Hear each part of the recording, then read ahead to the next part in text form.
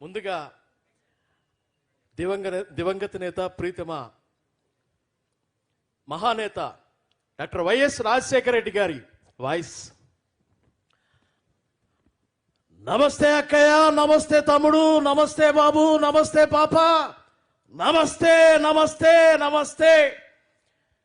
ఈవేళ మీ అందరికీ సంక్రాంతి శుభాకాంక్షలు తెలియజేస్తా ఉన్నా. ఈవేళ మీ మధ్య భౌతికంగా నేను లేకపోవచ్చు, కానీ నా ఆశలు, నా ఆశయాలు, నా రక్తంలో రక్తమైన, నా ప్రాణంలో ప్రాణమైన నా బిడ్డ జగన్మోహన్ రెడ్డి నవరత్నాలు లాంటి ఎన్నో మంచి మంచి పథకాలతో మీ అందరి మనసులు గెలిచాడు. ఆ దేవుని చల్లని దీవెనలతో పాటు మీ అందరి ఆశీస్సులు, అలాగే నా ఆశీస్సులు కూడా నా బిడ్డకు ఉంటాయి అని తెలియజేస్తూ సెలవు తీసుకుంటున్నాను. నమస్తే నమస్తే నమస్తే. తర్వాత మరొక ముఖ్యమంత్రి గారు, కీర్తిశేషులు నందమూరి తారక రామారావు గారు, ఆయన మాట్లాడితే ఎలా మాట్లాడతారు? తెలుగు ప్రజలందరికీ సంక్రాంతి శుభాకాంక్షలు.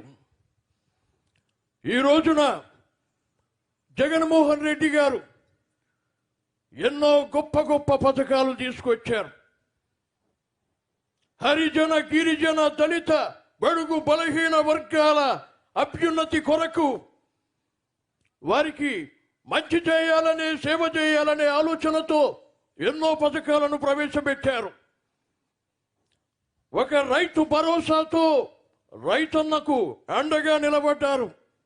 అలాగే విద్యా దీవెనతో విద్యార్థుల బంగారు భవిష్యత్తుకి బాటలు వేసినటువంటి వ్యక్తి.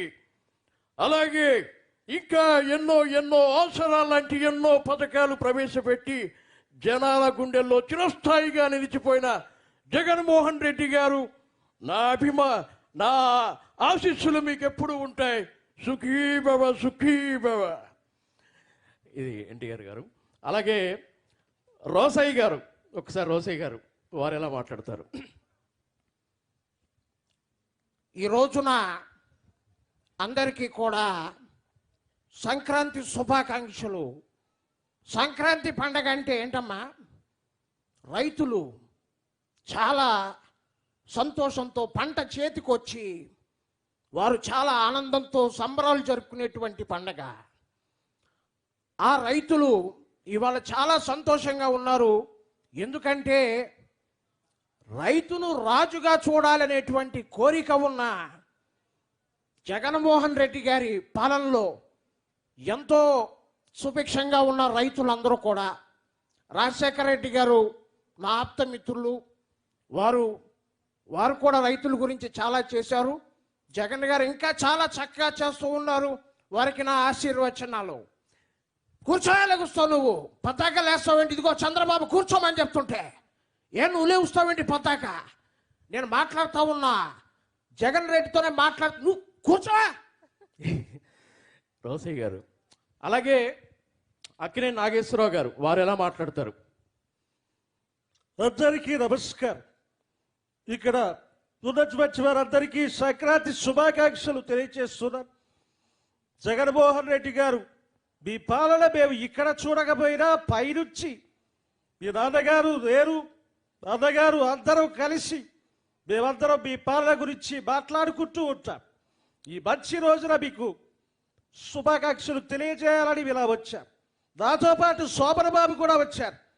రండి శోభన్ బాబు గారు, ఇంకెందుకు ఆలస్యం?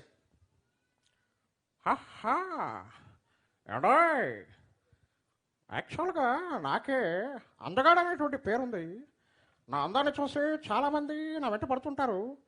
కానీ ఆ చిరునవ్వు చూస్తుంటే జగన్ గారిని చూడండి ఎంత చక్కగా నవ్వుతున్నారు. కిలకలా కలకలా. ఇద్దరు కూడా ఆది దంపతులు చాలా చక్కగా ఉన్నారు. నాకైతే చాలా సంతోషంగా ఉంది. రోజున మీరు ఇలాగే ఇంకా మంచి మంచి కార్యక్రమాలు చేస్తూ ముందుకెళ్ళాలని మనస్ఫూర్తిగా కోరుకుంటున్నాను. All the best. ఇట్లా సోమన్ బాబు గారు మాట్లాడతారు. అలాగే కృష్ణ గారు మాట్లాడితే ఎలా ఉంటుంది? అందరికీ నమస్కారం. రాజశేఖర రెడ్డి గారు నాకు చాలా మంచి మిత్రులు.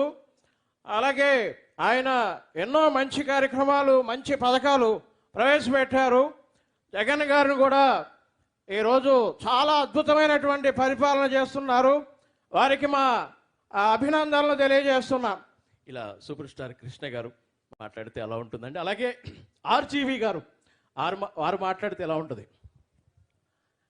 ఈరోజు యాక్చువల్గా నాకు నిజంగా చెప్తున్నాను, రియల్గా జగన్ గారి డేరింగ్ డాషింగ్ అంటే నాకు చాలా బాగా ఇష్టం. అందులో ఎలాంటి అనుమానం లేదు. నేను ఎవరికి భయపడను. ఎవరికి భయపడను. వారి రియల్ లైఫ్లో వారికి ఉన్న గట్స్, వారి డేరింగ్ నాకు చాలా ఇష్టం. అందుకే నేను వ్యూహం అనే సినిమా తీసాను. నాకు నచ్చి తీశాను. మీరు చూస్తే చూడండి, లేదా మానండి. ఇది రామ్ గోపాల్ వర్మ గారు. అలాగే రావు గోపాలరావు గారు, ఒకసారి ఆయన వాయిస్ ఎలా ఉంటుంది చూద్దాం. ముత్యాల ముగ్గు సినిమాలో ఒక డైలాగ్,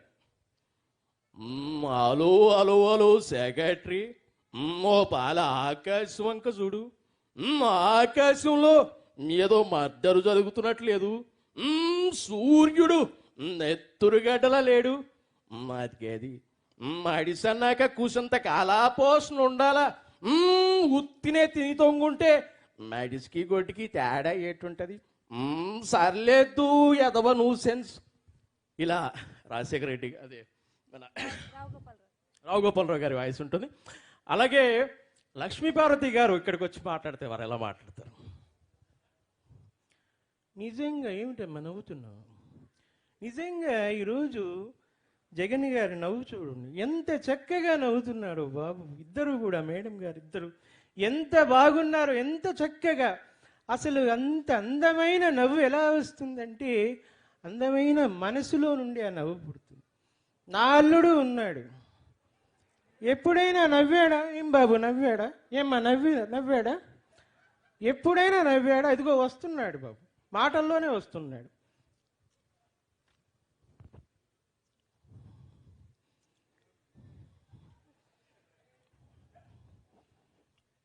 ఈరోజు చూస్తే జగన్మోహన్ రెడ్డి నిన్ను చూస్తూ ఉంటే నాకు ఈర్ష్య కలుగుతూ ఉంది.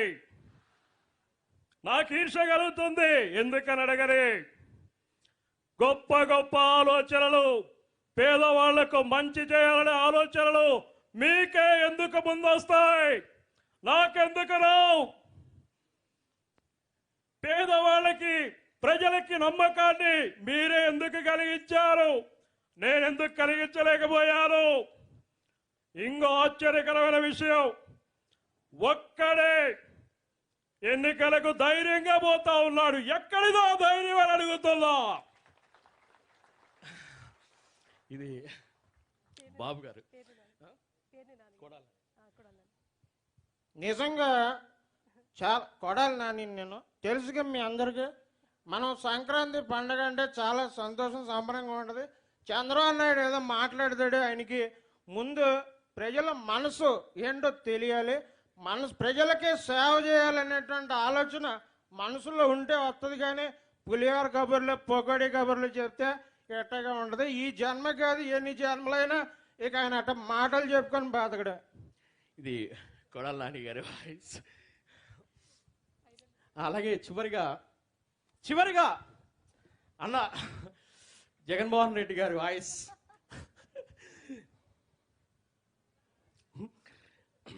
ఈవేళ రాబోయే ఎన్నికల్లో యుద్ధం జరగబోతా ఉంది. దేనికి జరగబోతా ఉంది? నిజంగా మీరందరూ కూడా గట్టిగా ఒక్కసారి చప్పట్లు కొడితే నేను ఒక్కసారి గట్టిగా డైలాగ్ చెప్పాలి. పేదవాళ్ళు ఒకవైపు, పెత్తందారులు ఒకవైపు. పేదవాళ్ళందరూ ఏకం కావాలి. పెత్తందారీ వ్యవస్థను సమూలంగా నిర్మూలించాలి. ఈ యుద్ధంలో నా ధైర్యం మీరు, ఈ యుద్ధంలో నా నమ్మకం మీరు, ఈ యుద్ధంలో నా ఆత్మవిశ్వాసం మీరు. మీ ఇంటిలో మంచి జరుగుంటే మీ బిడ్డలందరూ కూడా సైనికుడిగా ముందుకి రావాలి అని చెప్తా ఉన్నా. Thank you so much. Thank you so much Neelakantham గారు.